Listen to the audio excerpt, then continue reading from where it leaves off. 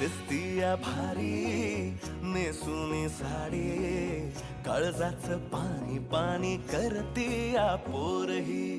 आता क्यूट वाली गावरान बोली, खट्याळ थोडी माझ्या काळजाची चोरही. थोडं माझ्या पिरामात पड तू ग बाई, खुळ्यागत झाला मन तुझ्याच पायी. आता मला लागली या लग्नाची घाई, भाई आता बोलू नको अग माझी राणी.